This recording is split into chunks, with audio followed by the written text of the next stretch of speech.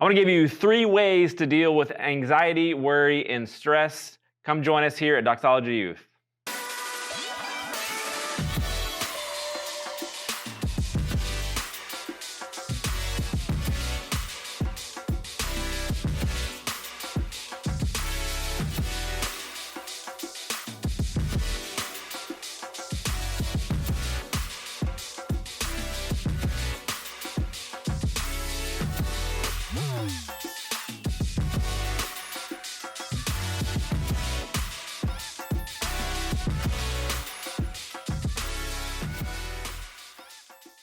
Hey, thanks so much for joining us. My name is Jack. If this is your first time for joining us on our YouTube channel, thanks. We want to send you a gift to say thanks. You can follow the directions right here on the screen, and we're going to send you a gift in the mail. I want to tell you a cool story that I heard the other day. I read it in a book. It's the story of a guy named Rick Ankiel. I think I'm probably mispronouncing it, but that's all right. So Rick, he was a pitcher for the St. Louis Cardinals.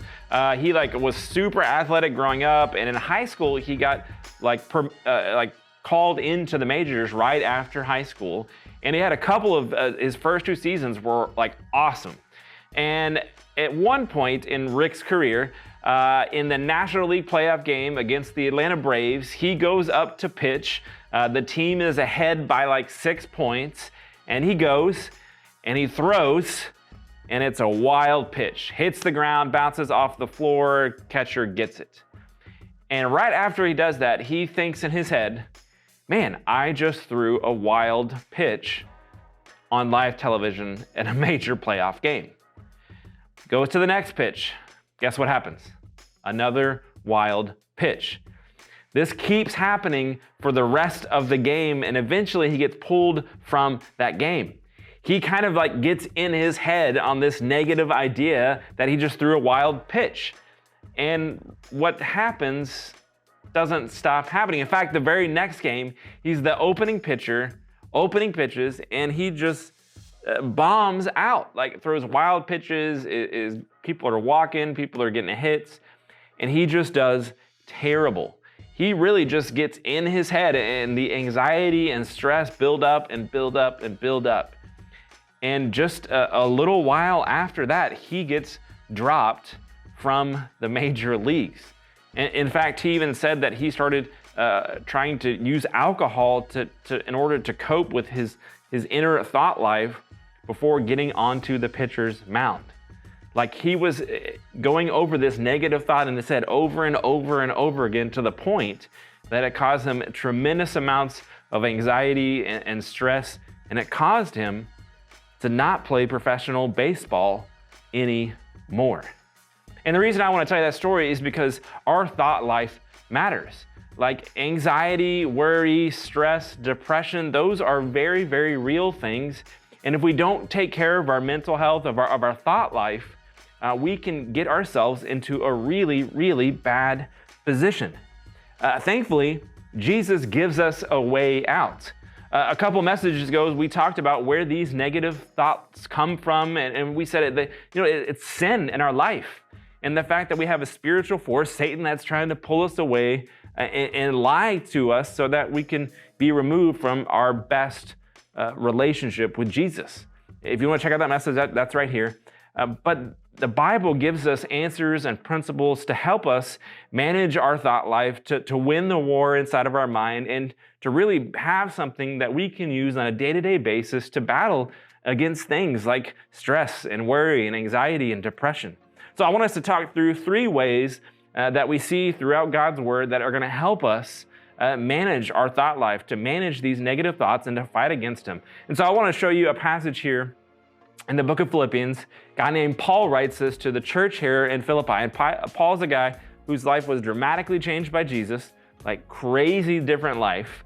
And he's writing so that the people here at this church, they could experience life change, so they could experience freedom in following Jesus. And so I want to show you what he says here in Philippians 4:6. He says, "Do not be anxious about anything, but in every situation by prayer and petition and with thanksgiving, present your requests to God." Paul says that we're not to be anxious about anything, but in every situation we have things that we can do, things that we can control, things that we can use to respond, to work through this. And Paul says to deal with this anxiety, this worry, this stress, we need to start by communicating with God. Start with communicating to God about what's going on. Like telling God what's going on in our life, the things that we're stressed about, that we're worried about, that we're anxious about. We need to start by presenting them to God. And I know it sounds kind of funny because, right, God is all-knowing, so why should we tell him if he already knows? Well, part of it is just admitting to ourselves like what the problem is, what the issue is. Like if we want to go to the doctor to be healed from something, we have to tell them what the issue is first. And so we need to express these things to God. And Paul here specifically mentions prayer, and that's one way that we can communicate with God. But maybe for you, you're not so good at being silent and going to a silent place and praying. Maybe for you, it's just talking out loud to God. Or maybe for you, it's journaling and writing things down that you're trying to express to God. Whatever that way is, the best way for you to communicate with God, to God, do it. But start somewhere by communicating to God. Just start somewhere. Looking back at the verse, he also says how we're supposed to do this, how we're supposed to respond to God. And we do that by establishing a posture of gratitude. If you look at science and psychology, you'll see the huge benefits of expressing gratitude and thanksgiving. Like when we learn to be grateful and to be thankful and to express those things, like our life is so much better. And Paul's saying if when we express things with gratitude, it helps give us a readjustment of where we are, right? In light of all these things that God has blessed us with, all these things that we can be thankful for God moving in our life and giving to us and doing things for us, right?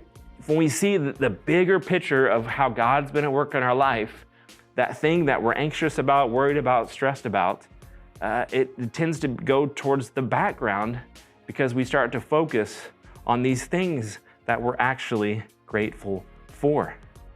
I want to give you one more way to fight anxiety, worry, and stress. And this is not something that's explicitly said in the Bible. You're not going to see Jesus say, do these things exactly.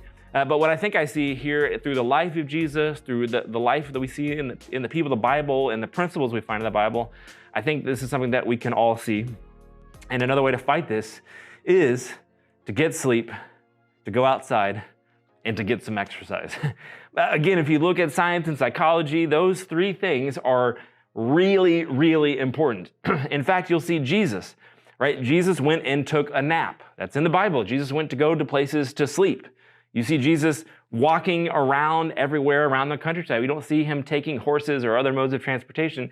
Jesus is out there getting exercise. He's out there in his creation. At the outset, at the very beginning of Genesis, we are meant to be in a relationship with God in his creation. Like that was what the purpose of the Garden of Eden right there beginning. There's God's creation, the animals, the birds, all those things, plant life, nature, us, and God. We're meant to be together with those things. And sometimes one of the best things you can do for your mental health to fight those negative thoughts is to go to bed early, to take a nap. Our lead pastor, Chris Freeland, said, I've heard him say, sometimes the most spiritual thing you can do is to go take a nap. And that's so true. Being outside, being in creation, the creation that God made, helps us and gives us perspective. Exercising and giving us a way to release that stress, an outlet in a healthy way to release stress. Those simple things that we can do every single day, they're gonna make a difference. They're gonna help us as we fight against anxiety and worry and stress. They're gonna help us with these negative thoughts that come into our mind. But the thing is every single one of these things we have to do, and it requires work. So here's my challenge for you. When you look at this week, what's the thing that you need to do to take care of your mental health? And here's why this is so important. Like the more healthy you are in your mental life, the deeper relationship you're gonna have with Jesus. You're gonna have so much more margin, so much more ability to think about God and to think about what he's done and how he wants to use you in the world today. And so it's so important for us to take care of our mental health, of our thought life. So maybe for you, you need to go and take a nap. After this video, you're gonna go and just take a nap or go to bed early. Maybe you need to go for a run and listen to another message that's encouraging to you. Maybe you just need to sit and write. about what's stressing you out and what you're worried about. Maybe you just need to sit there and make a list of all the things that you're thankful for. But I encourage you today to work on that, to put in the effort. And I promise you, if you keep putting in that effort and you keep working on it, you will be transformed, right? You will be transformed and you'll look more like Jesus. You'll establish a deeper relationship with Jesus, and you're going to be able to live and have freedom to pursue the purpose that God has for your life. Thanks so much. We're so glad that you're here. Hey, thanks so much. If you want to take a next step, maybe it's following Jesus or getting baptized, we would love for you to go on the link here in the description. We would love to help you on your journey of faith wherever you are. We are here to support you, love you, challenge you, and equip you to do what God has called you to do. Thanks so much for watching.